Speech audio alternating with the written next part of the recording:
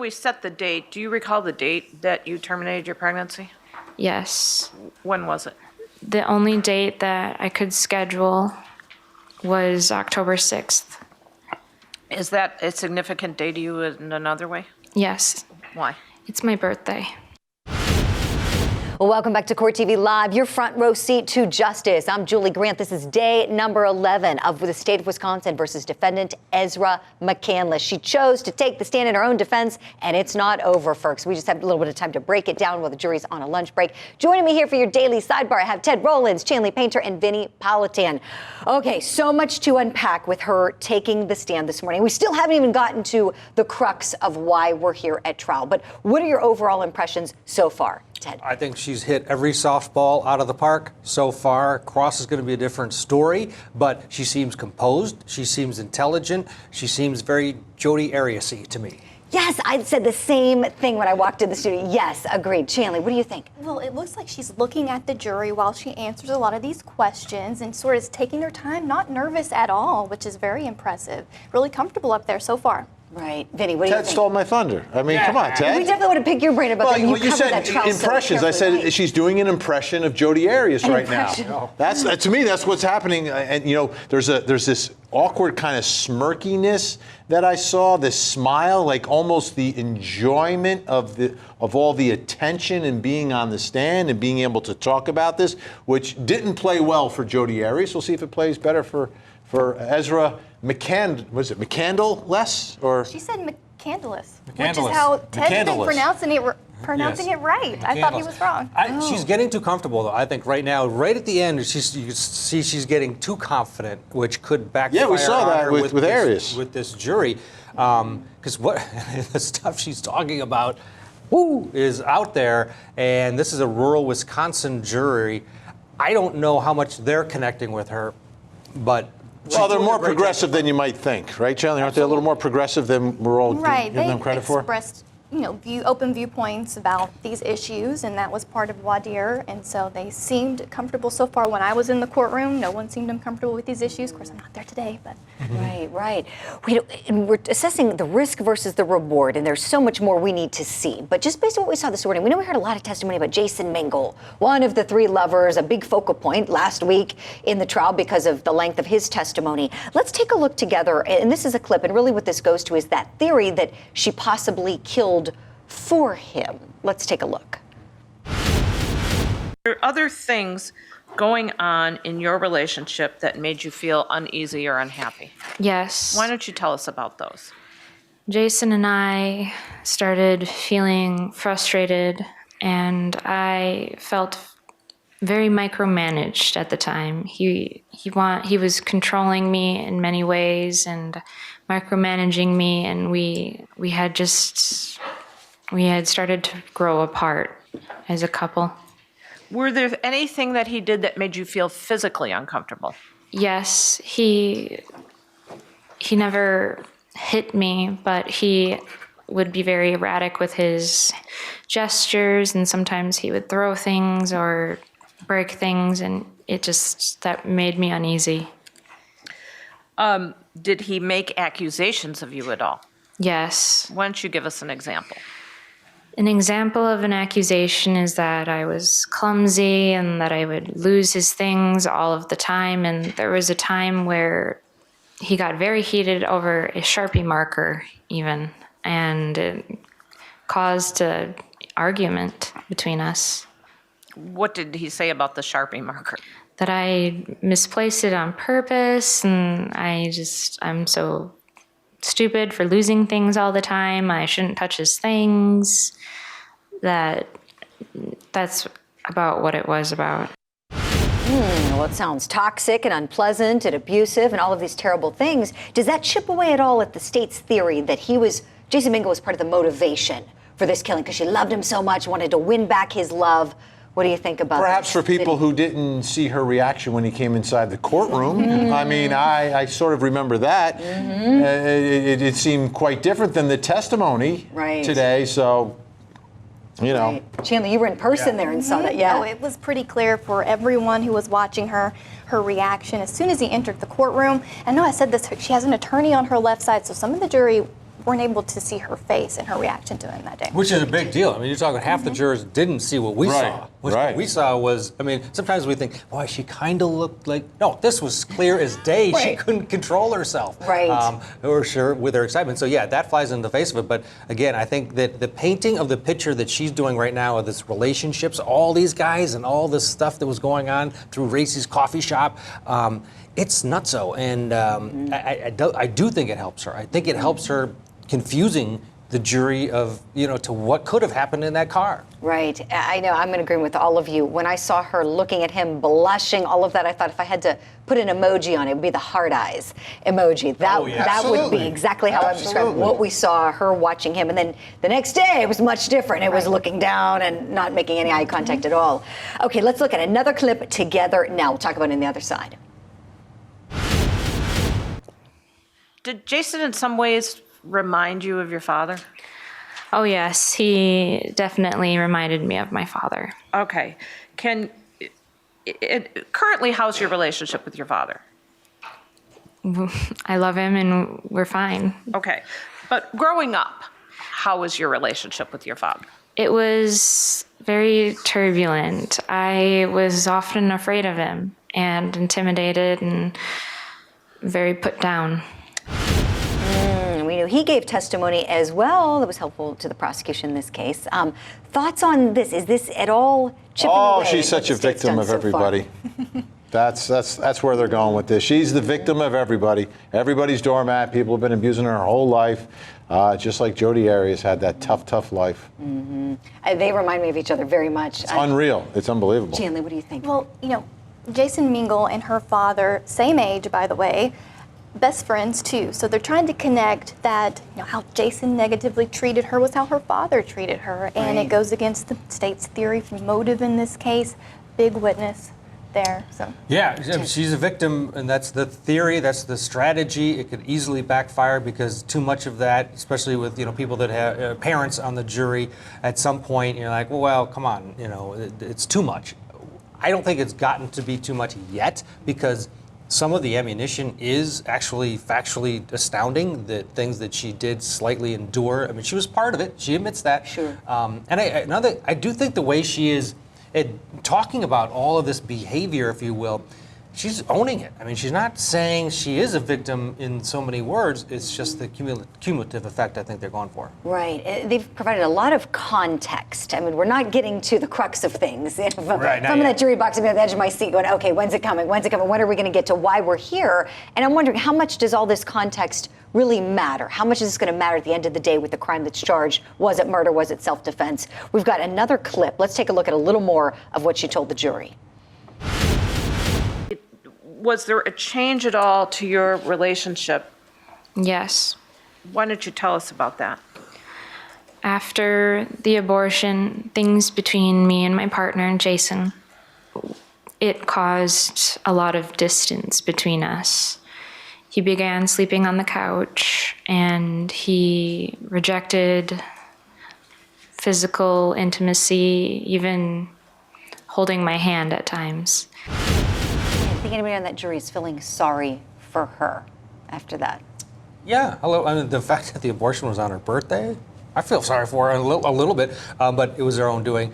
Hey, none of this matters until they start talking about the day of the murder, what happened in that car. Exactly. That's when we'll be able to know. If she has amnesia like she did with the police, that won't fly. That's what Jodi Arias had at times. Right. No, it's called the fog. Yeah, because I'm not feeling sorry for her. I'm not feeling any sympathy for her thus far. And I think you made a point. She is trying to paint herself out to be a victim here thus far. And, to those journal entries, too, we're seeing of Alex Woodworth's writings that are so personal and dark and philosophical and tough to understand. I didn't particularly care for philosophy class, and I think a lot of people may be a little bit dumbfounded at some of this and who thinks this way, and he's not here to explain what he meant. And I do have trouble with this, with the jury hearing all of that. What do you think with the rule against hearsay, we want to keep these things out, but it's coming in under an exception that this is going to her state of mind in hearing this, the effect it had on Ezra McCandless as the listener, not for the truth. But But as a juror, how do you separate that? I mean, I don't think you can. I don't think you can.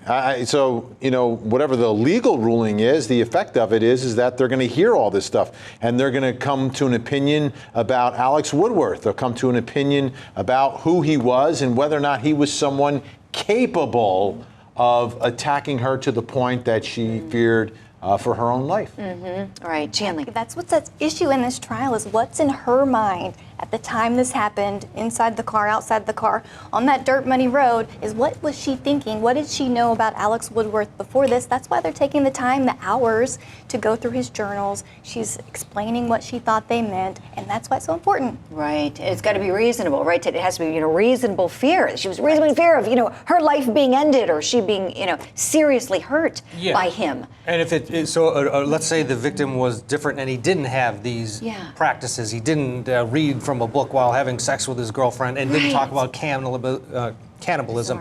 That, I think it does help. I think it helps the defense that all of this is coming out, because now you close your eyes and you think about inside of that car. He is a different person, right? He is potentially dangerous in her world. But again, it comes back to her explanation on what happened that day. Yeah, and in the Arias trial, there was a similar situation. It wasn't journals. There were phone calls between Arias and the man that she murdered, Travis Alexander, where they're speaking to each other and, they're talking about some raunchy things, and the jury heard it all, but the jury was able to nonetheless focus on what happened the day that Arias murdered Travis. That's what they've got to do. Vinny, Chandler, and Ted are going to stay right here in the studio. Thank you, three. And thank you for staying with us at home. When we come back, so much more to unpack from this morning, and what can we expect later in the day? That's what we all want to know. Join us right after this break.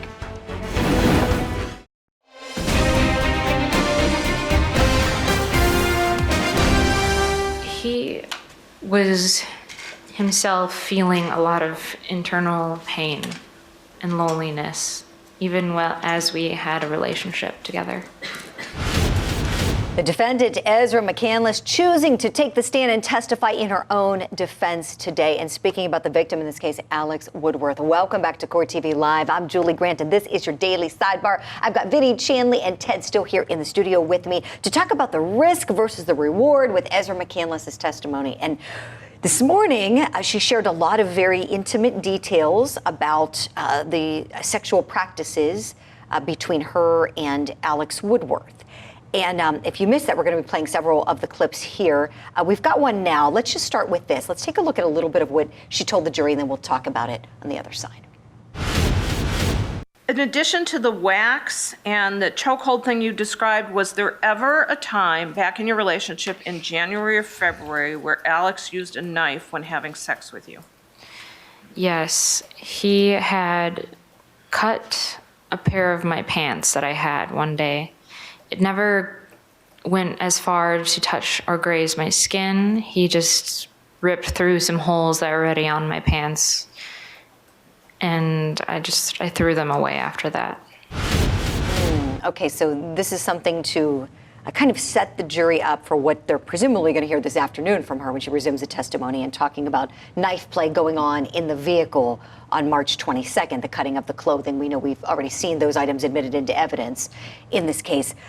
Okay, how much does this play in, their sexual practices, to what occurred that day? Because just because somebody may have had these sexual desires or tendencies or what in the privacy of their own home certainly doesn't make someone inclined to then attack someone else on the car. And I'm still not seeing any evidence of an attack. I really haven't. I mean, presumably that's what's coming here, but just give me your thoughts. What do you think about this? I'd like to start with that cutting of the clothes. Whose knife was used for that? Right, Vinny. Do we know whose knife was used for that? Well, yeah. The first time? Hers, right? Oh, yeah, No, the first just time. during the sexual In the thing. car, right? Wasn't it the one that she brought from her house in the car? No, when she said in prior incidents. On that incident previously. Yeah, the previous incident. The last time that they had this so-called alleged knife play, whose knife was it? Where'd you get the knife? Right. Where'd it come She had from? knives all over, apparently. There were 2 in her trunk, several in the console, she said. So it might have been hers. Yeah, well, and they found them during the search. But to Vinny's point, these are the details that are going to kill her, or she will survive it. And we'll find out in the next few hours. It's like, where was this? When? What came first? When she starts to detail what happened in that car, right before she starts stabbing him 16 times. That's how did you get the knife away from him? How do you know? It's the cross-examination, though, and it's the way that she's cross-examined that is important here. I mean, if it's going to be one of those and unfortunately, we've seen a bunch of these here on court TV by prosecutors where it's been, was that your cross-examination of the defendant? What? Here you really have to bring it and be prepared and understand how to do it. I trust that will happen, but I've trusted in the past, and that trust has been broken. Sure, right. Another interesting point about Alex and her sexual relationship is that nothing of BDSM or knife play was found on his electronic devices. You would think that he would be researching this or reading about it on his devices. All we have to go by is her word. Wow, that's a great point. I'm so glad that you raised that, and you're right, because essentially she is providing this evidence that we haven't seen yet, and so this afternoon, this is what we're going to see. Does he have any other girlfriends or ex-girlfriends? I mean, if so, then I know it would be a little embarrassing maybe, but someone should track him down to find out what he was into. Right. Well, and and I asked his roommate when I talked to him after he gave testimony in the case, and because when you're close with friends, you may talk about those kinds of things, and he said I never had any indication that he was into anything like that with any of his girlfriends or anyone. Nothing, led me to believe he was violent in any sexual practices. I was sleeping in the room next door to him, never heard anything violent going on. So we have that. But let's look at a clip that we have, and this is where she's talking about cannibalism. I am oddly preoccupied with the concept of cannibalism, not quite with the actual cannibalism practice, but rather the indwelling metaphors our understanding actually works with. All right. The essay, what does the essay go on to talk about without having to read every line? Cannibalism is mentioned in this essay a few times. It goes on to deal with the concept of metaphorical cannibalism and the concept of cannibalism itself as what cannibalism renders you as, and the anxieties and the fears and being a meal in a sense. Is it fair to say, or is your interpretation of the essay that it is philosophical in nature Yes. as opposed to literal in nature? Yes. Okay. I'm sure a lot of people are just speechless at some of what we saw at home. Ted, take it away. And that, I think, works to the defense's, it's a strength for them just to get it out there, because this is a weird situation. But bottom line, it all comes down to cross-examination. How can she hold up with the details of the crime? Because that's why of what happened. That's why everybody's there. Exactly. Chandler, final jury thoughts. will be most interested in what happens when her and Alex are alone in that car. They'll be taking notes, and how she says it, the way she says it, super important. Absolutely, Vinny. Yeah, I think she's got to do a little better. I think she has to do a little better in terms of demeanor and credibility, and I'm going to expect to see some tears. Right. Yeah, I'm with you. And I think we are going to find out very shortly if the juice was worth the squeeze. Vinny, Chandler, Ted, thank you all so much. And thank you for being with us at home. Court's expected to resume in 15 minutes from now. Ezra McCandless will be back on the stand. You won't miss a minute here on Court TV Live with our exclusive coverage of Wisconsin versus Ezra McCandless. Stay with us. What I recall my dad telling me, he told me many times, and he would always tell me, when you're in a situation with an individual or if someone's attacking you, that you need to do anything and everything you can to get away, to defend yourself. And he would tell me about, you can use knives, you can scratch, you can kick, you can fight.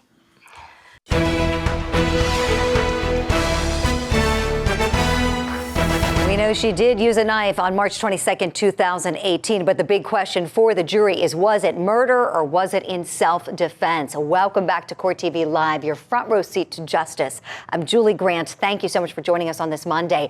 Court is still in a recess, but the jury is going to be returning in a matter of minutes. So as soon as things resume in that Dunn County courtroom. We're going to bring you there immediately. But in the meantime, I have a special guest joining us outside of the courthouse, criminal defense attorney Joe Tamburino. Joe, thank you again for being with us on Court TV Live today. Great to see you back. You've been offering us some great insight and legal expertise as this trial's been progressing. And today was the big day we've been waiting for, and we haven't even really gotten to the heart of everything yet. I want to get just your overall impressions on how well you think Ezra McCandless is faring so far. I think she's doing very well. I mean, consider this. She was 19 when this happened. She's 20 years of age now, and I think she's handling herself very well. And she's probably going to be on the stand through the rest of today and perhaps tomorrow. And we're just about to hear what actually happened in that car and around that car. She's going to have probably the next hour or so to explain her self-defense to the jury. But so far, I think so good for her. Right. She's very calm, cool, collected. I know you're well aware, Joe, you've been watching it there in Dunn County as we have been here in our studio. And she shared a lot of details about her relationship with Alex Woodworth and how she was a boy with him and he saw her as his boy. She said it was a possessive way. And we have a clip of some of that testimony now. I want to play it for our wonderful viewers, and you and I will talk about it on the other side. What were your feelings, or what did he tell you about him referring to you as a boy? Well, as our relationship progressed, I told him about how I identified in the past as almost strictly masculine. And he preferred that I presented myself in a masculine way. He often told me how confident I looked and how much he was attracted to me because he could call me a boy, his boy, and present that way.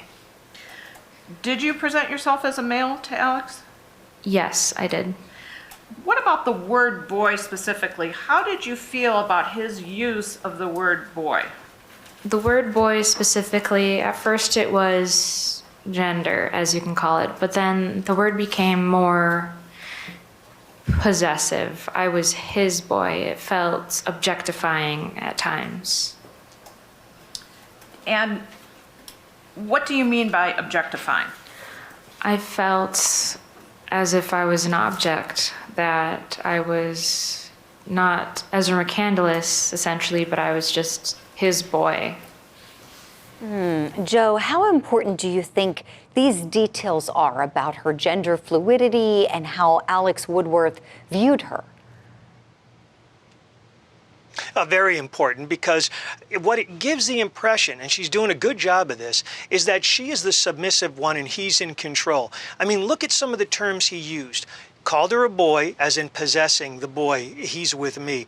He also called her very, private area, son or sonny. He also called her lamb, as in a biblical sense or a religious sense, lamb of God, as a sacrifice.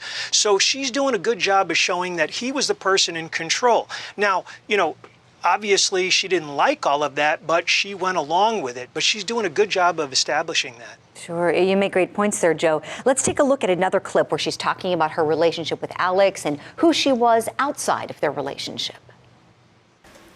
In that relationship, I felt all of this love and this warmth and listening to him and him telling me what I should do and what I should think, essentially.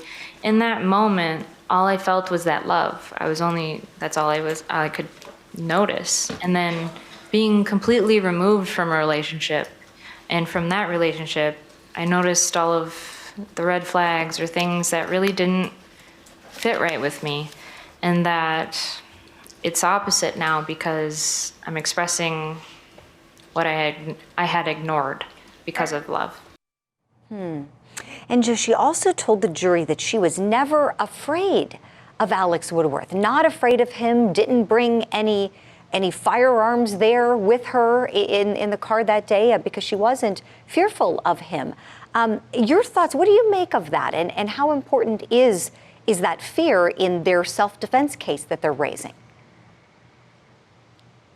It's very important that she said she wasn't fearful of him, because I believe what she's going to say, or at least it's my opinion, what she's going to say is that when they were in that car, boom, something switched. He just went crazy and started attacking her. And she grabbed whatever she had, in this case a knife. And remember, she has, I believe, 2 or 3 knives, one in the passenger compartment of the car, and she has 1 or 2 in the trunk. And she did a good explanation as to how she got these knives.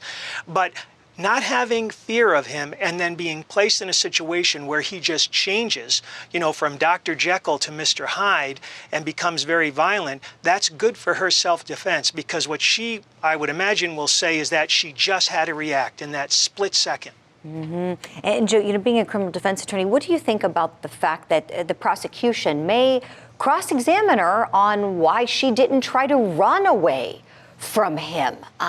There was no evidence that she was tied down in that car or that the doors were locked. It was her car.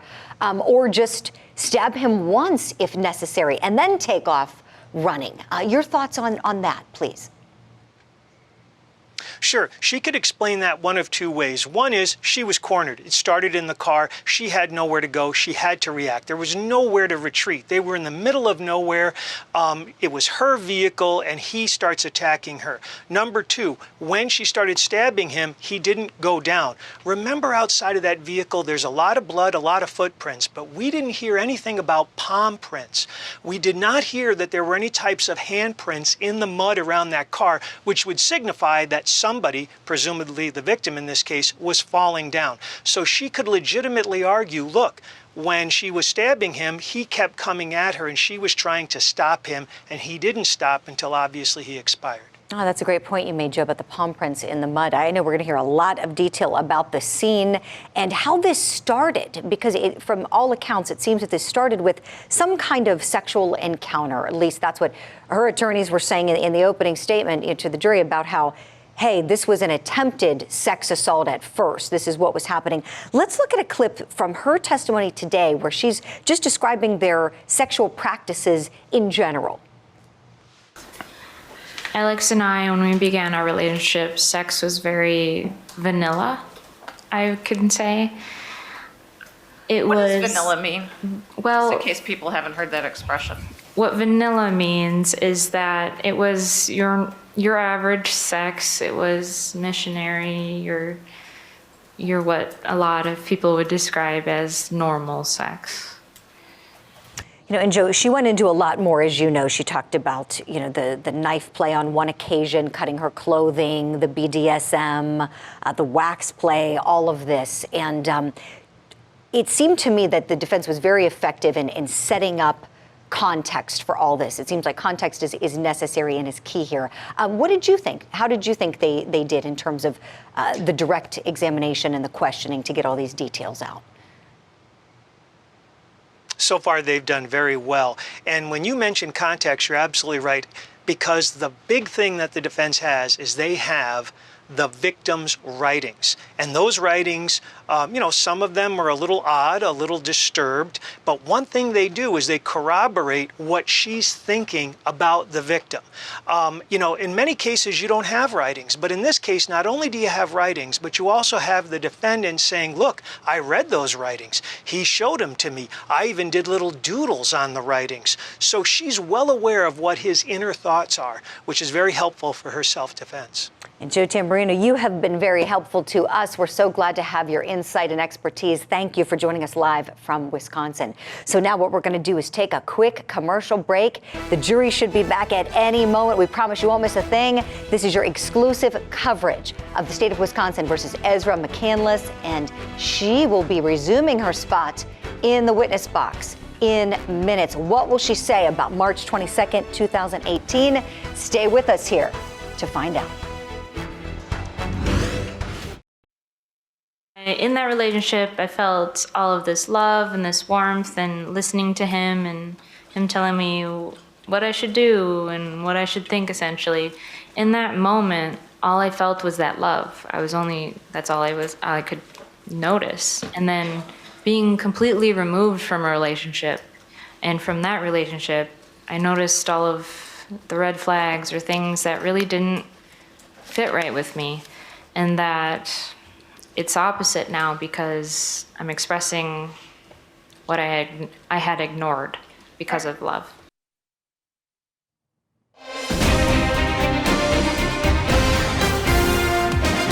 Oh, the testimony is about to continue. We're so glad you're with us on this Monday here on Court TV Live. Welcome back. I'm Julie Grant. The judge just took the bench. Let's go back in together and listen live.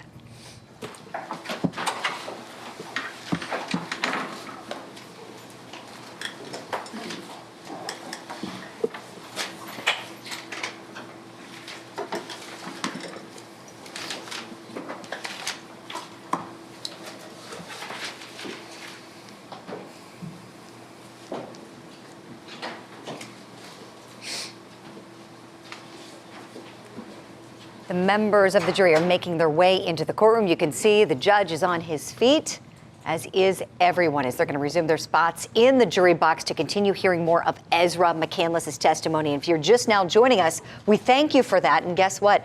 We're just getting to the really good stuff. Where we left off, she was describing the day in question, March 22nd, 2018, detailing how she met up with Alex Woodworth, what she was wearing that day, but we haven't gotten to the issues at hand that this jury will have to decide. What happened in that car when they got stuck in the mud?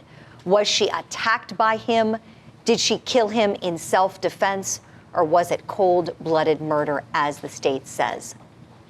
The jury's been taking copious notes throughout this trial, and the judge is asking everyone to be seated. Let's listen together. Yes, yes, Your Honor, I'm ready to continue. Ezra, before we broke for lunch, I think we were at the point where the police had left and you and Alex are now leaving his house. Yes. All right. Whose car were you in? My car. Who was driving? I was driving. When you left Alex's car, did you go to drive, Alex's car, excuse me, your car, Alex's Yes. house? Sorry, I'm talking too fast. Did you go to drive anywhere in particular? No. What was your intentions? It was briefly discussed about maybe possibly going to a park or just somewhere in common to speak. We didn't settle on something. As you were driving, were you paying much attention to where you were going? No, just driving. What was the subject of the conversation between you and Alex as you're leaving his house and starting to drive? What we had started talking about is like feelings towards the relationship we had had, and he started to now speak about how he felt about my relationship with Jason and how he felt about our relationship ending. What was Alice's mood or demeanor during this conversation? Alex was very solemn and he seemed frustrated. As he was talking and you were talking, Yes. what was happening to you and your feelings? I started feeling anxious after our conversation being abruptly interrupted.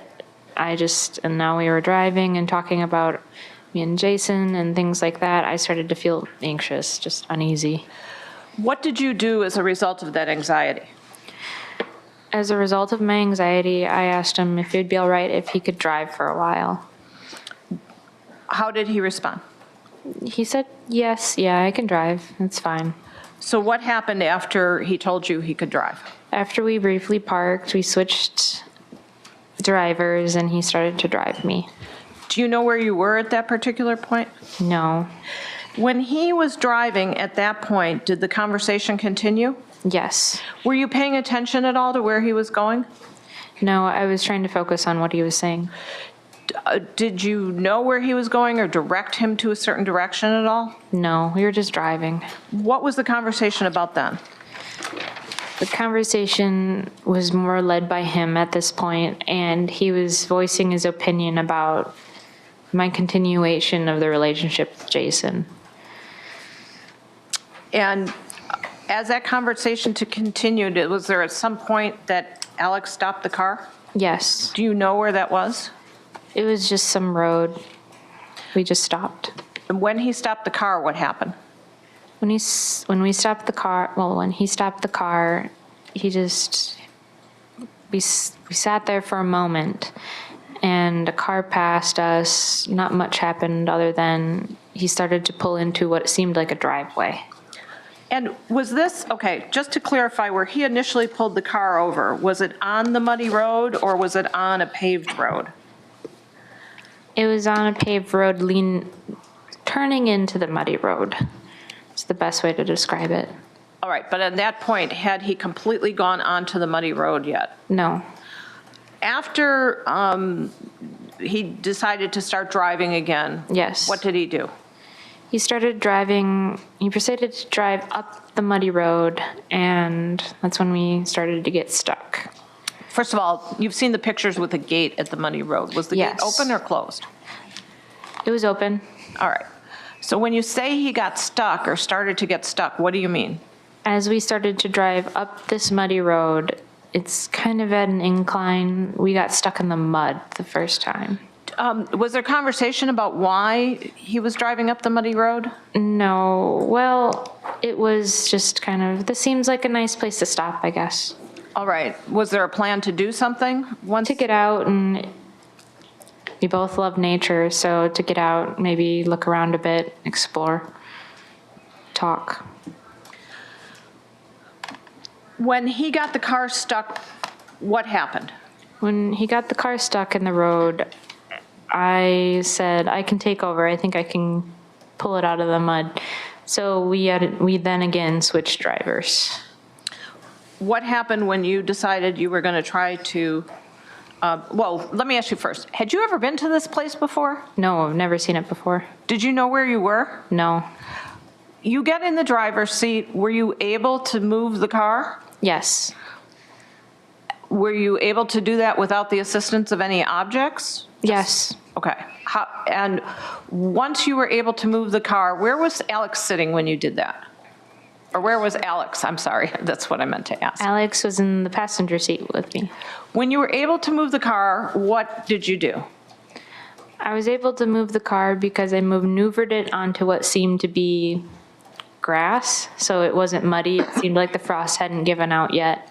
So I proceeded to drive up this hill of sorts, and then I got stuck in the mud. You've seen the pictures of your car stuck in the mud. Yes. Did your car ever move again while you were No. there? Let me ask you now, you're stuck in the mud. Yes. What efforts do you make to get unstuck?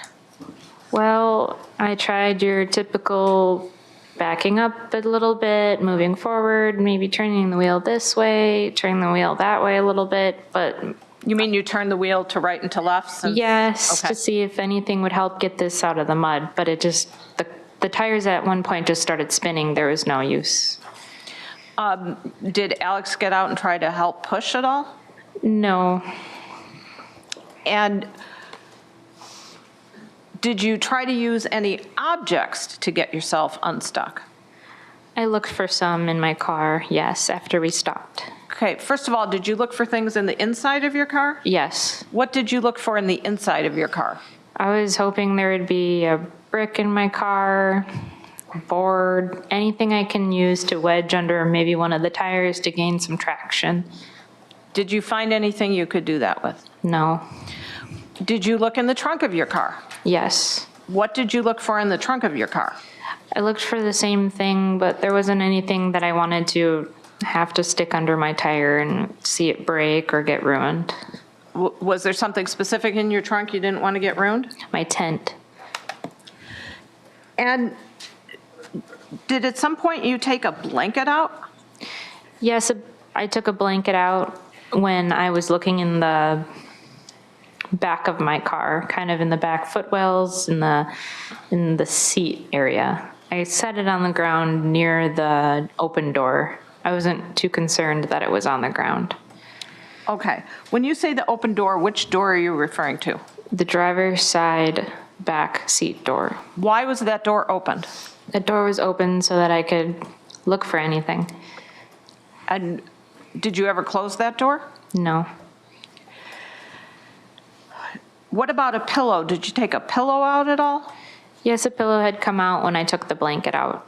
So that just happened? Yes, it just happened. Okay. So you're in the mud, you're Yes. stuck. Yes. What is Alex doing to try to help you get unstuck? At that point, he was very quiet. He wasn't doing really much. He kind of stepped back, and he seemed like he was just letting me look and try to figure this out. The things that were in your trunk, I know there's been some pictures shown that there's a couple of knives back in the trunk. Yes. Were you aware those were in there? Not consciously, no. Do you know how they got in the back of your trunk? There's always various knives from moving place to place between my mom's and my dad's, and there was a lot of things in my trunk from moving out of my apartment. So somewhere between moves. Was one of those knives something Jason had given you? Yes. And what condition was it in? It was, one of the clasps was broken. We also saw a picture of what looked like a steak knife or a kitchen knife. Yes. Did you know that was in there? I didn't know that was in there, no. Did you take those knives out at any time? No. Did you go into your Senate council to try and get anything to move the car? No, I didn't really look in there. At some point, did Alex get out of the car too? Yes. And at some point, did you move other items from around in your car in the back seat? Just as, well, what I want to ask you about is the paintings Max gave you. Do you know if you Yes. moved those at all? I did move the paintings. One of the paintings was upright, so I moved it to the front seat. I didn't want it to get ruined in me rummaging around. And the other painting had slipped under the seat. So when you moved that painting, the larger Yes. painting, or maybe we could call it the abstract painting, Yes. where was Alex at that point? Alex was outside of the car. After not finding anything to move the car, Yes. what were you going to do next? Breathe. I was like, oh, great. I don't know where I am. I have no idea. I'm stuck in the mud. I don't know what to do. I need to breathe. I'm just going to show you this diagram that has been used previously. It's exhibit number 285.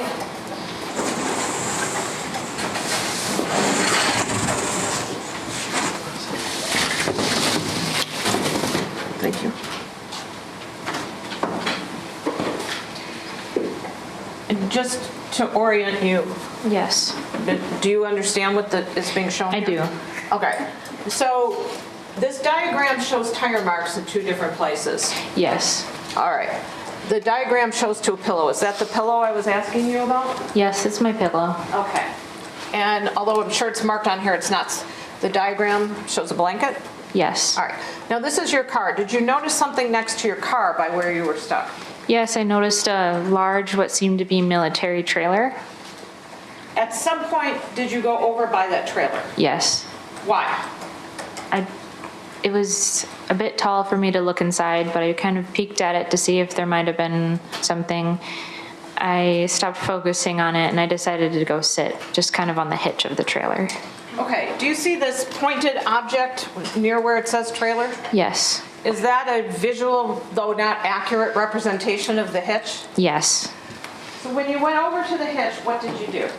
I went over to the hitch of the trailer and I decided to sit on it. And I was just trying to breathe through the anxiety and the feelings of being stuck, not knowing where I am. And I was just kind of looking out into the woods, sitting on this hitch of sorts. During the time that you're sitting and looking out into the woods, was Alex talking with you at all? He was behind me, but he was at my car at that point. Was he in your line of vision, or how? Let me just ask this: how did you know he was at your car? I could hear him open and close the door. Was he talking to you at all? No, During this time, were you facing towards Alex or away from Alex? I was facing away from Alex towards the woods. Did there come a time where, as you were facing away from Alex towards the woods, that he approached you at all? Yes, he had approached me from behind. Well, since he's from behind, how do you know he's there? I could feel him. I could feel that he was there. I could hear him approach. I could feel just that somebody was behind me. When he approached, what happened? As I was sitting there, he approached me from behind, and he wrapped his arms around me. It was kind of a hug. He held me there for a little while. Did you say anything? I kind of tensed. I didn't really reciprocate the hug. And it was kind of a silent moment between us, but I felt awkward and uneasy, and it wasn't a time for me to feel like I wanted a hug, I guess. And let me ask you something else. Do you know whether or not Alex had a phone with him? Yes. Did you have a working phone with you? No. You had your iPod, I gather. Yes. And the phone without the minutes? Yes. All right. Did you ask Alex at any point to make a phone call on his phone to try and get No. a tow truck? No. Did I did he not. offer to make any calls or try to get a tow truck? It was a very brief kind of quick conversation about, should we call somebody for this? And I was like, I can handle it, I think. So no, we did not make a phone call. All right, you could handle it, but you hadn't been able to move the car. What are you thinking when you're saying, I can handle this? What I'm thinking is, I don't want to get my car towed because of how expensive it is. I didn't want to have to pay for that. Okay. So let's go back to him coming over. He gives you a hug. Yes.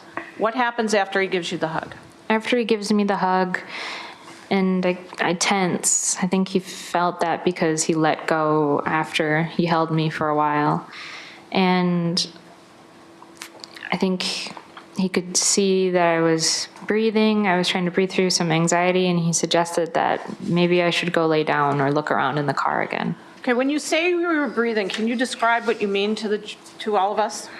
What I mean is I'm sitting there, and I'm just a lot is running through my mind, and I was breathing heavily.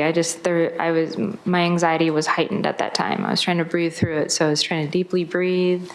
It wasn't working too well. Is deep breathing something you've used to try to control anxiety? Yes.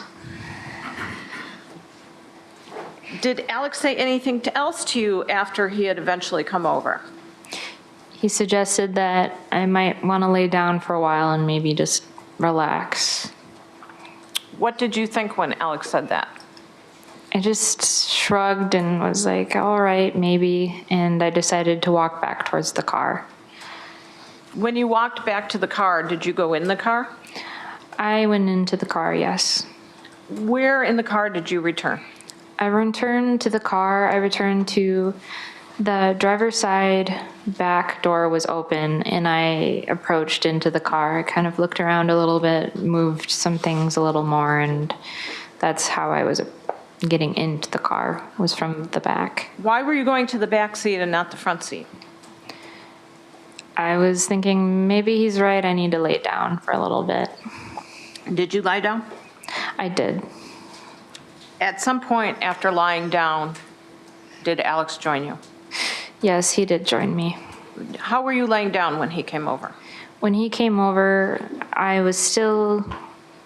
when he first came over, I was still in a somewhat crouched position. So I felt him, I heard him approach, and I laid down. I got into the car further, and I laid down on my back. When you laid on the back, what happened with Alex? When I laid down, Alex had started to come into the car with me and position himself above me. You could say, straddled.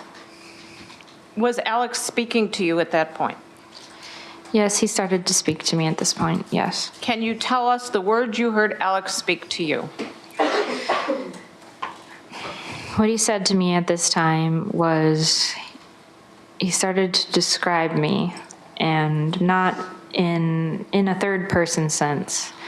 And he also started to speak of how he deserves this. Well, let's just stop, because I don't know what you mean by he describes you in a third-person sense. Can you tell us specifically what you remember him saying?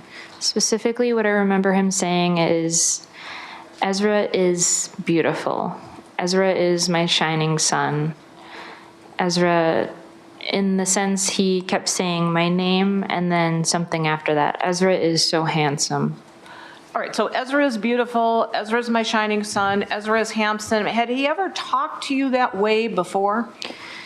He hadn't talked to me. He's said pet names before. He's sweet talked me before, but this was different because it was disconnected. It was third person. So in other words, are you, like before he would say, you are this, you are that? He would say, you're beautiful, you're handsome, you're this, you're that. But at this point, at this time, he was saying Ezra is, instead of, it was more as if I was an object.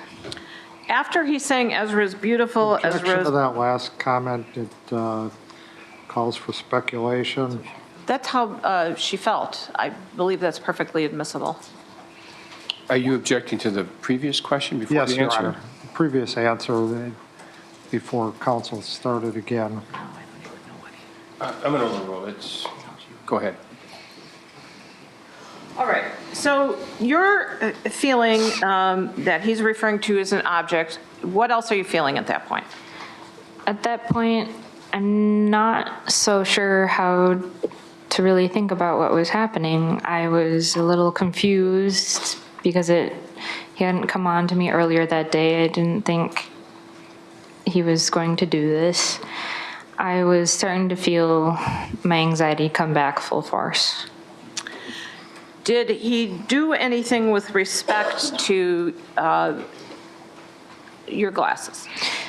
Yes, he started to do things slowly and methodically. He first removed my glasses.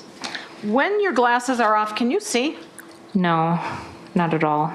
Barely past a couple inches in front of my face. So when he removed your glasses, what were you able to see? I was able to see that he was in front of me. I can't see much.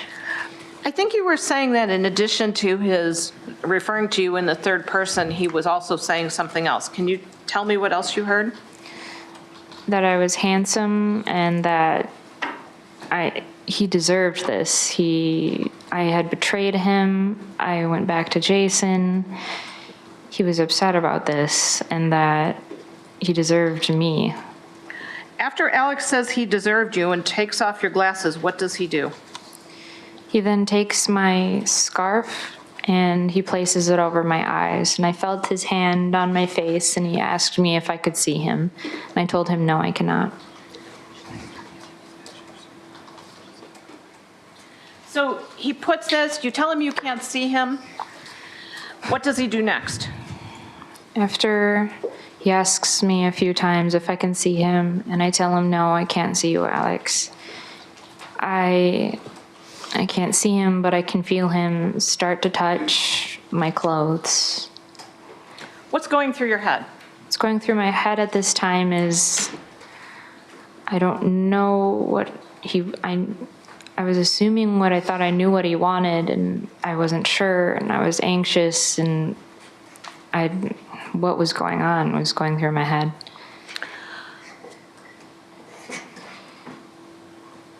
Were you going to tell him to stop? I hadn't really voiced much until after he had kissed me. Then, after kissing you, but about the other things he was doing, touching your clothes, caressing you, or whatever he did. I'm not sure what he did, but. No, I just was quiet and I was still. Okay, I want to get back to his actions as you were quiet. Yes. What is he doing besides kissing you? What does he do? After he kisses me and I pull my head back a bit, I felt he touched the hem of my sweater. I could feel a pull on it. And I wasn't sure at the time really what he was doing, but I could feel it start to give away. It felt looser, and my sweater had been opened. Did you know how he had opened your sweater? After I felt my sweater start to give away, I took off the scarf and I could see that he was cutting my sweater. All right. When he kissed you, did you tell him to stop? Yes. Why say stop about the kissing? He didn't ask me if he could kiss me. I couldn't see he was going to do it. It was so sudden and it caught me off guard and it was strange. It caught you off guard. You asked him to stop. Did he stop kissing you or continue? He tried to kiss me again, but I tried to pull away with my limited room where I was. So now he's cut your sweater open. Do you tell him stop then? No, I froze. What does he do after he cuts your sweater? After he cuts through my sweater, he then starts to cut through my second shirt. Do you move then? No, Why not?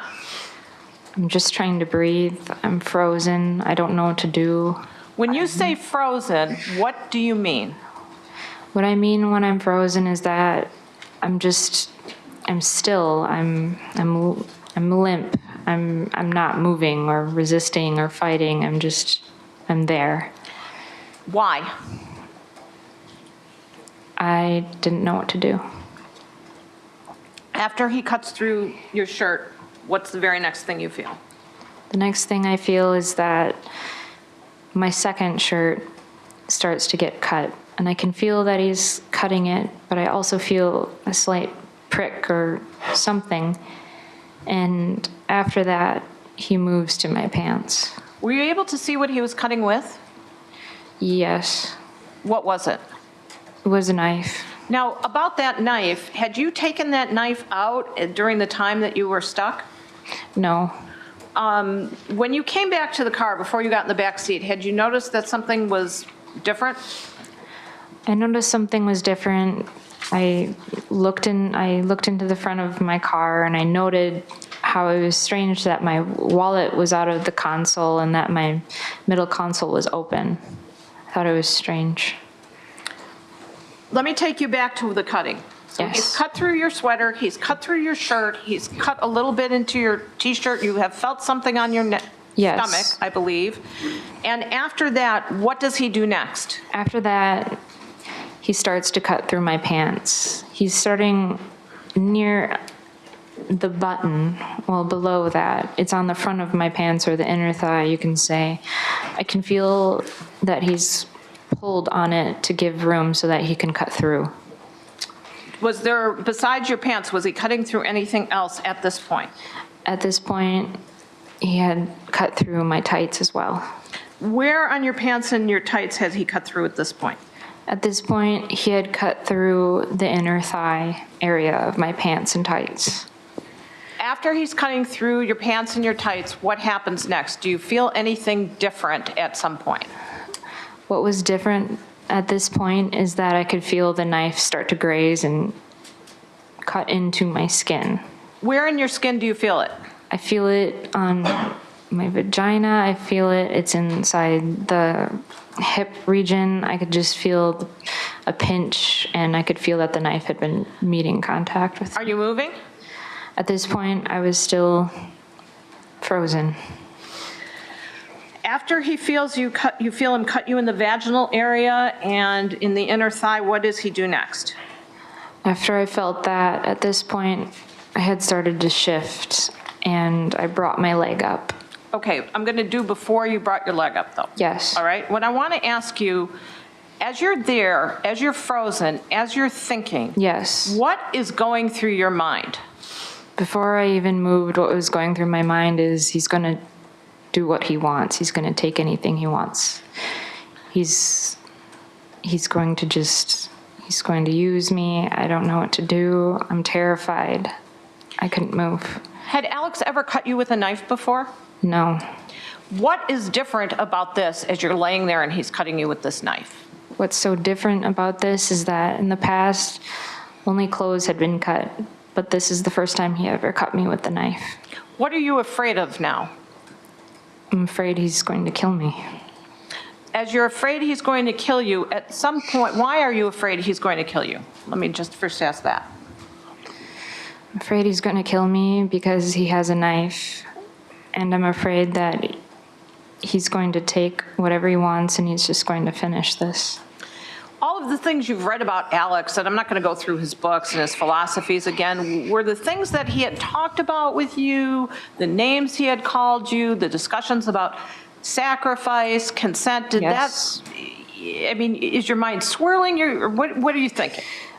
My mind is running through his words that he deserves this. My mind is running through all of the possibilities of what he could want, of what he's going to take. I was wondering if he was going to kill me and then he was going to kill himself so that he didn't have to be alone. All right, you're wondering this. At some point, do you manage to work yourself out of your frozen state? Yes. Tell us when that happens. When this happens, I bring my leg up to position it more between Alex's legs. When you say you bring your leg up, do you know which leg you're talking about? Yes. All right, and at this point, do you feel anything? Yes, I feel him run the knife down a few times, the pants open, and then I feel that he punctures my leg. At the point where he's running the knife and cutting Yes. you and punctures you, are you, besides the fact that you've brought your leg up, are you moving your leg at any point yet? No, I was just closing off the area of my vagina. I know that we're talking about this slowly, but in terms of the time it's taking as he's doing this, what, fast, slow? It was very slow at first. It was slow. It was very slow. And then as I brought my leg up is when it started to happen faster. Things were starting to happen now. After you feel the puncture in your leg, Yes. and he's cut these, into your leg, Yes. what do you do to try to move? What I'm doing to try to move is I have my right hand gripping the side of the seat. I was just thinking, maybe if I can pull myself away, maybe if I can do something, I can get out, I can get away from this. I need to move. I need to start to move. I was screaming at myself internally, you need to move. Are you saying anything? No. Did you try somehow to reach for anything with your other hand, your left hand? Yes, when my leg was pulled up, my leg is pulled up and I'm closing off the area of my vagina. I take my hand, my free hand, my left hand, and I grab for and bat at the knife that is puncturing my leg. What do you feel when that happens? I feel like a pinch or a prick on my hand every time I go to block it. So when you feel that cutting into your hand, what do you do with your hand? I pull my hand away. Do you do something else then to try to resist him? Yes, my What do you hand, Go ahead, as I was my just leg asking what you did. is between his knees at that point, gripping the seat, I decided then to knee him in the groin. What happens when, well, you decided to knee him in the groin. Did you actually do it? Yes. What happens then? He reacts and he drops the knife at that point. When he drops the knife, what do you do? Instantly, I grab the knife and I've used my arm to pull myself into the footwell. And that's when everything really starts to happen. All right, I'm going to talk to you about everything starting to happen. You have the knife. Yes. What are you doing with the knife? At this point, I have the knife. I'm trying to get out of the car. I need to get out. I need to get away, is all I'm saying. And I can't get out of the car, and he's still grabbing for me. And this is when I began to defend myself and stab Alex.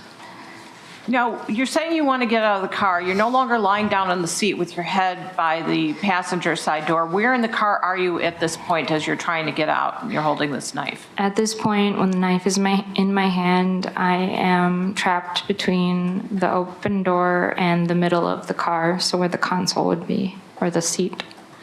You said you grabbed the knife and you start Yes. stabbing. Yes. Where's your back at that point, or which direction are you facing it? I'm facing, what would be forward at this point is the rear of the car. I'm facing Alex, but my back is pressed against the driver.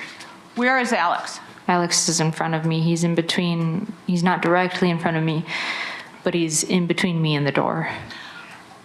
Are you trying to get out? Yes. You said you're unable to get out, so what do you start doing? What I start doing is defending myself.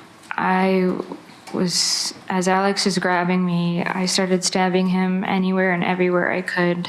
I didn't know what was happening. I just needed to get away. I just needed to get out of the car. Were you consciously aiming for any particular place when you were stabbing him? No, it was happening fast, and it was anywhere and everywhere. Do you have any memory of the order in which you stabbed him at all? No. Do you have any memory in particular of him attacking you as you're stabbing? Yes, as I'm trying to get out of this car, as I'm trying to make my way to the open door, Alex grabs me by the throat, and I'm pressed, my body and my head is pressed against the driver's side back of the seat. And is this happening before you stabbed him, as you're starting? Do you remember? It's happening as I was stabbing him. Okay. So he's grabbing you by the throat. You saw a red mark from these pictures on your throat? Yes. Is that where he was grabbing you? Yes. And besides grabbing you in the throat, what else is he doing to you? Do you know? His hand slips from my throat and it moves to the back of my head where he grabs my hair. What happens when he grabs your hair? Do you remember? I remember as he grabbed my hair, he was holding it very tight and he was pulling my face towards him. And I remember that's when I had stabbed him inside the head. Why did you do that? It was a response to being pulled so close to his face. When you did that and you're stabbing him and he's grabbing you by the throat, he's pulling your hair, as this is going on, at some point does he let go? Yes. When he lets go, what does he do? He didn't just let go, he had ripped my hair out from my head. And he then got out of the car. When he gets out of the car, well, let me ask this, first of all. Before he gets out of the car and you're doing the stabs, are you trying to kill him? No. What are you trying to do? I just want to get away. I need to get out of the car. I need to get away as fast as I could. So why do you keep stabbing him while you're still in the car? Because he wouldn't let go. He wouldn't let me out. I was terrified. He wouldn't let go of you? No. Where? My throat and my head. When he lets go and he goes out of the car, do you run after him and keep stabbing him? No, I was... What do you do? I was crumpled. I was inside the car still, and I was sitting inside the car on the driver's side seat. At some point, do you get out of the car? Yes. And where is Alex at that point in time? Alex is standing up near what was the green trailer. Did Alex say something to you as he's standing up there? Yes. I was confused. I didn't... Well, I just want you to tell us what he said to me. What I heard him say to me was that he needed help to go to the bathroom. He needed help doing this. When he said to you he needs help going to the bathroom, what do? I instantly just wanted to help him, so I got out of the car and I approached him. When you approached him, what? How are you feeling when you approach him? Disconnected and dizzy and full of, I couldn't breathe. Well, if you're so afraid, why do you go by him? I just wanted to help. That's my first response, is to help someone. So you go by him, you're going to help him. Yes.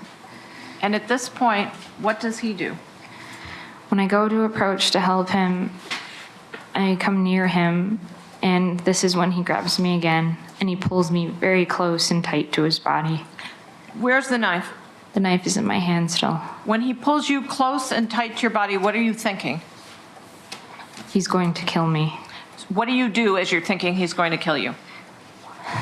I reached around and just quickly stabbed him in the side, hoping he would let go. Why do you think he's going to kill you at this point as he's grabbing you close? I thought he was going to pull me down to the ground and get the knife. Why do you reach around and stab him? Why? I mean, are you not face to face or? It's because I'm pulled tight to his body, and that was the only place my arm could go. Did you stab him anymore after that? No. All right, after this last stab wound, where do you go? I retreated back into the car and I sat there shivering. When you're doing that, were you watching at all what Alex was doing? Yes. What did you see him do?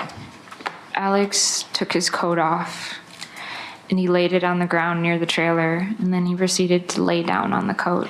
You know, I think I had forgotten to ask you, but in this earlier struggle in the car, had your boots come off at all? Yes, one of my boots had come off. Do you know which one it was? No. And did you later take off another boot? Yes. Had you done that yet at this point? No. He's laying on his coat. Is he talking at all? I could hear him speaking, yes. Can you hear what he's saying? I could hear him saying that he had been waiting for this for so long. I heard him saying strange things about roommates, and he just kept saying he's been waiting for this for so long. After you hear that, what do you do? I was still in the car at that point, and I was breathing, and I kept saying out loud, what's happening, what's going on, and this is when I decided I needed to go. I needed to get away. All right, so you decide you need to go. Are you kind of like almost feeling like things are black at all, or are you conscious, or what's going on with you? I'm feeling like I feel dizzy and faint, that I can't catch my breath, that things are starting to go black at the sides. It felt like I was in a tunnel, like I could only see so much around me. Does Alex keep talking, or eventually, or, does he stop at some point? He was not talking anymore at that point. And when you're in the car, do you find your glasses? Yes. Was this the first time you found your glasses? Yes. Up until that point, you had problems with what you could see?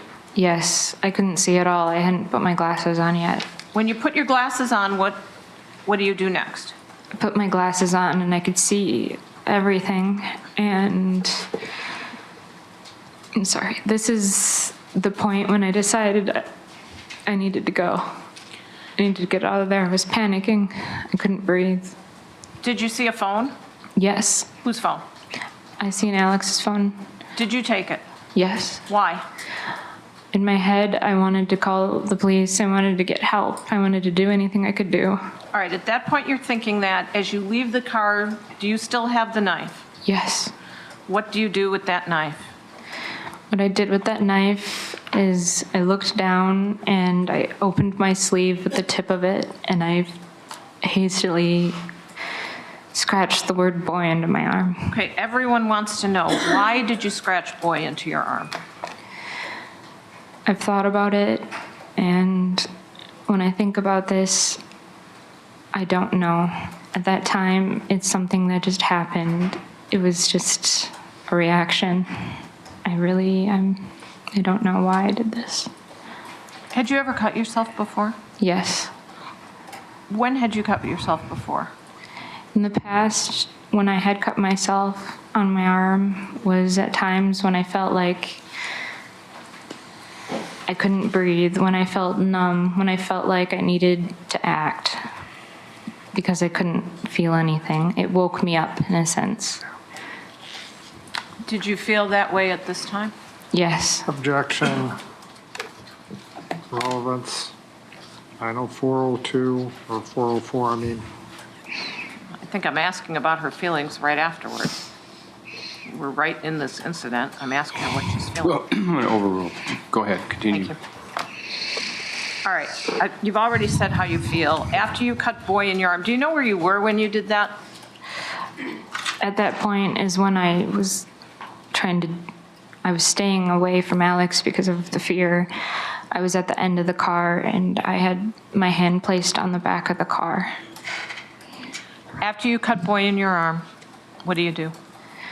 Well, first of all, is your second shoe on at this point? No.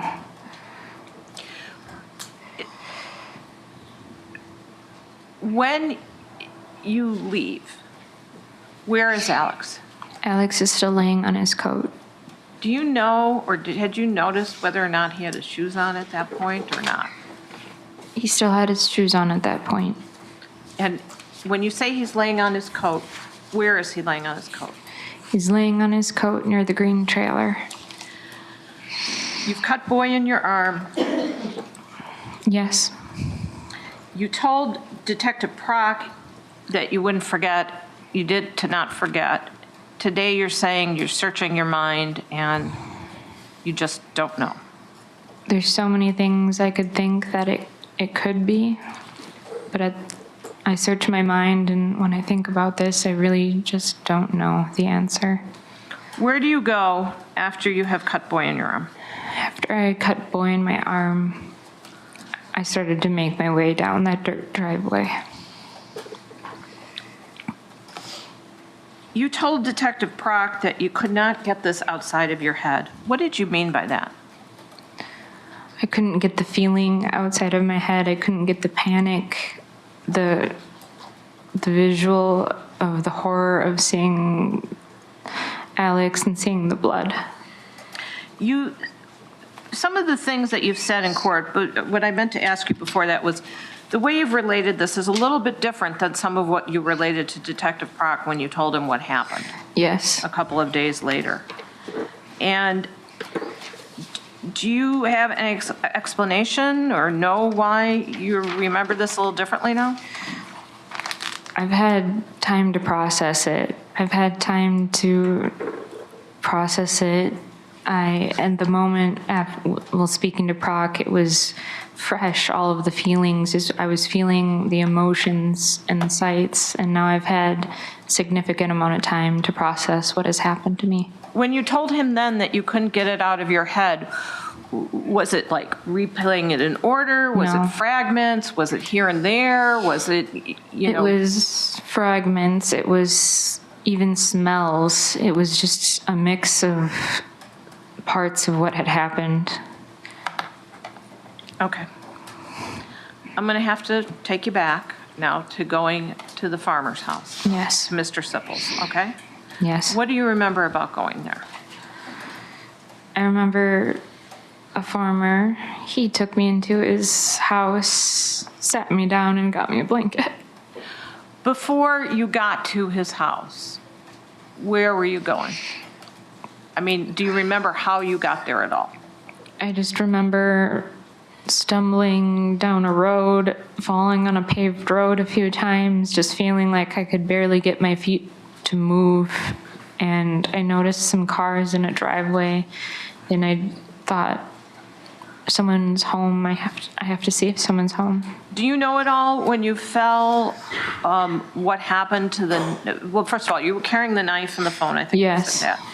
When you fell, did something happen to those? When I fell the first time, I had hit my hand very hard, and the phone, I dropped the phone and I broke the phone. And what about the knife? The knife I just dropped. Were you trying to hide them? No. I think you were talking about what Mr. Sipple did when you got there. Yes. When you got there,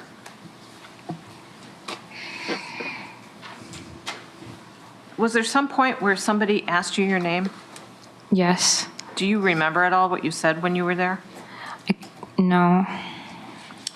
Do you know whether when you were there, what your state of mind was? I was just panicked. Okay, I'm going to ask you about your name, Monica Carlin. Yes. You've heard the testimony that you gave your name as Monica Carlin. Yes, I've heard that. And I think as you're saying now, you don't remember doing that. No. Was there an earlier time in your life when you had a traumatic car accident? Yes. What happened then? Objection, Your Honor. May we approach? Yes.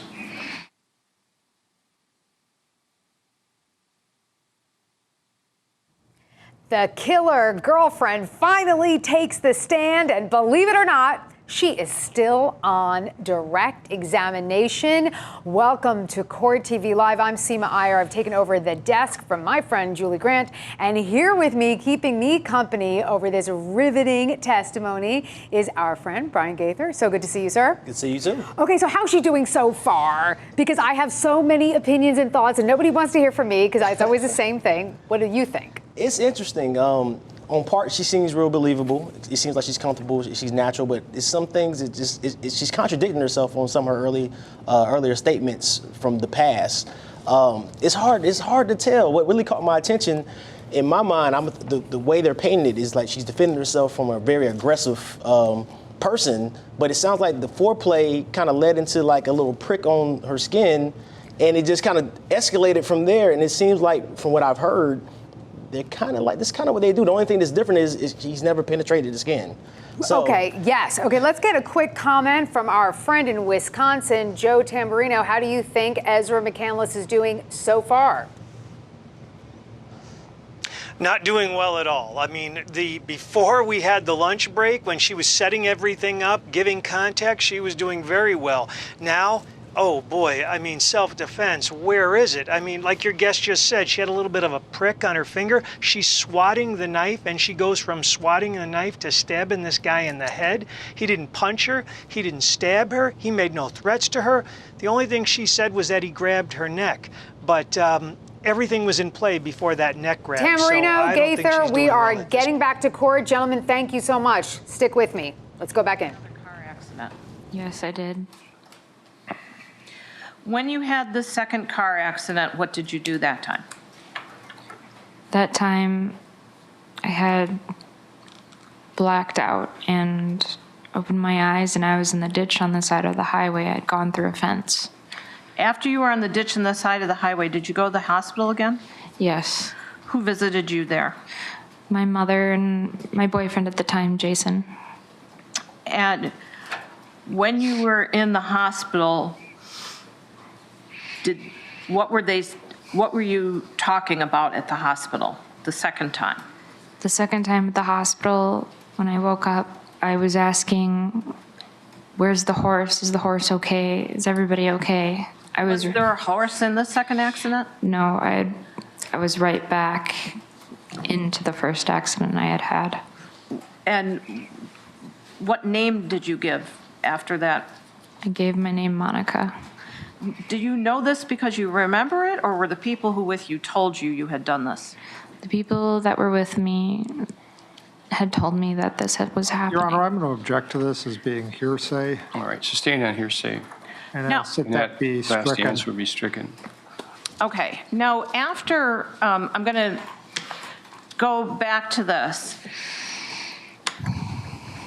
So when you're at the farmer's house, Yes. are you aware of just happened to you? Of what had just happened to you at that point? At that point, I wasn't aware of much other than being panicked and terrified and hurt. You said you were attacked by them. Is them a word you would use referring to a singular person? Yes. And why do you sometimes call a singular person them or they? I've been known to do this many times. It's a pronoun that I've been used to using. It's neutral. You said you were attacked, but without giving details when you were there. Why was that? I said I was attacked because of the feeling of fear of having to get away from this individual, of feeling like someone was coming, or that I was hurt by someone and that something had happened. I looked down at my clothes and I could see they were open, and I was terrified. The police came. Did you talk to the police? Yes. Do you have any memory of those conversations? No. Do you know how you got to the hospital? By ambulance. Do you have any memory of that ambulance ride? No. What about getting to the hospital? Do you remember what happened once you got to the hospital? I remember bits and pieces of what had happened when I got to the hospital because they had started to take my clothes. Do you remember doctors, nurses, anything else? it's all, I barely remember faces. It's a blur of movement and people checking in and people being with me constantly and talking to me and asking me questions and prodding and poking at me. Do you remember any of your statements to the police that day? That day, the first night at the hospital? No. Was there a point in the hospital where your memory began to return to you? Yes. When was that?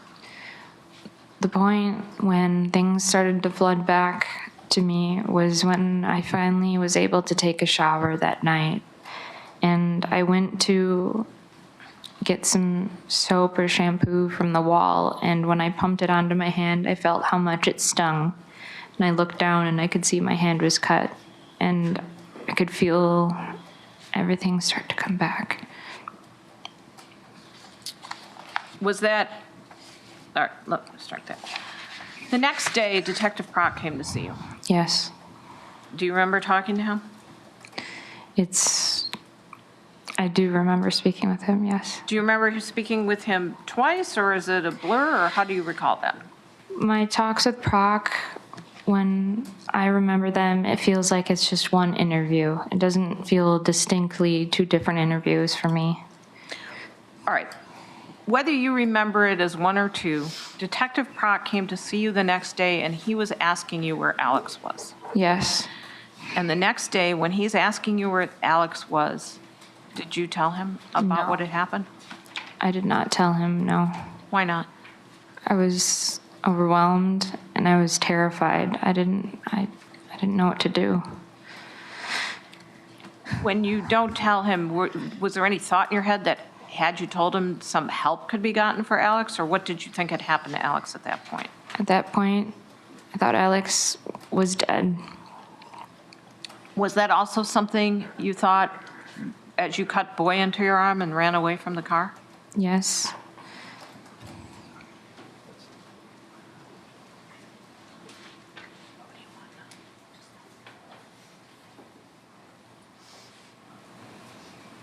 Why did you tell Detective Prock that Alex put Boy in your arm?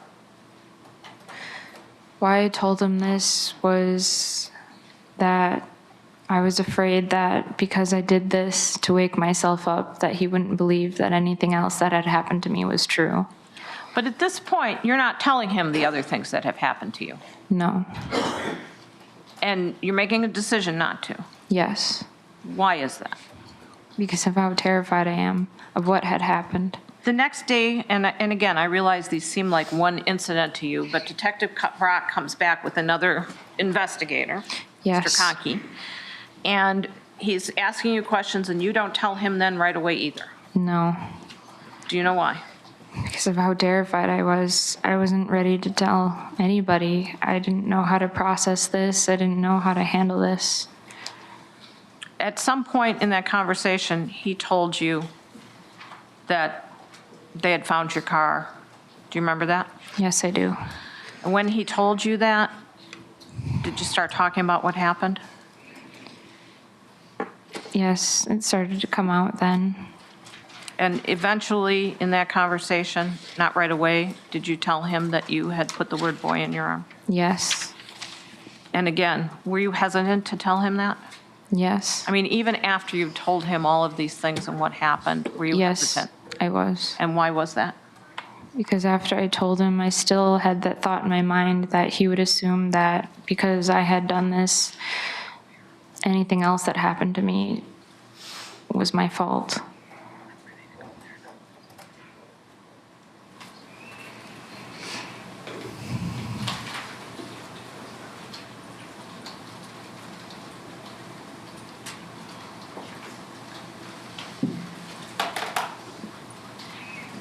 Ezra, the night before this happened, did you have a talk with your father?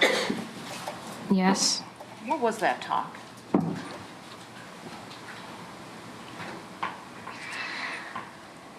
I'm sorry. That talk with my father was about life starts now. And when you had that talk, Did you plan to start life by killing Alex? No. Did you come to Eau Claire to kill him?